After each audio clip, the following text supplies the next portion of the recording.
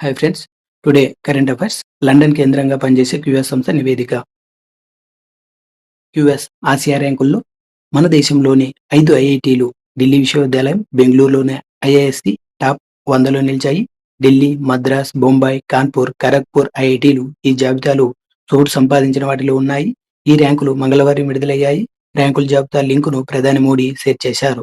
2016లో ఈ జాబితాలో భారత్ నుంచి 24 సంస్థలే ఉండేవని, ప్రస్తుతం 294 సంస్థలకు చోటు లభించిందని వివరించారు.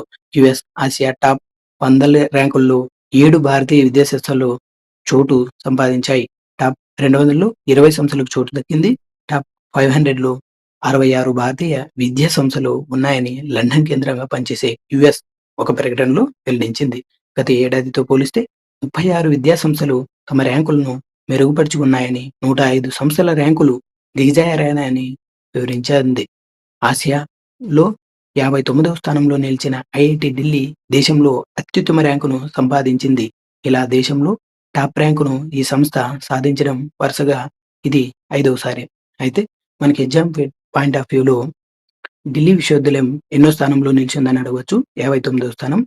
అయితే వరుసగా ఇది ఈ విధంగా దేశంలోనే ఫస్ట్ ప్లేస్‌లో రావడం ఇది ఎన్నోసారి అంటే 5వసారి అని గుర్తుంచుకోండి. టాప్ 100లో మన విద్యా సంస్థలు ఎన్ని ఉన్నాయంటే 5 విద్యా సంస్థలు ఉన్నాయి. టాప్ 200లో 20 ఉన్నాయి. టాప్ 100లో 7 ఉన్నాయి అనేది గుర్తుంచుకోండి ఫ్రెండ్స్. Thank you.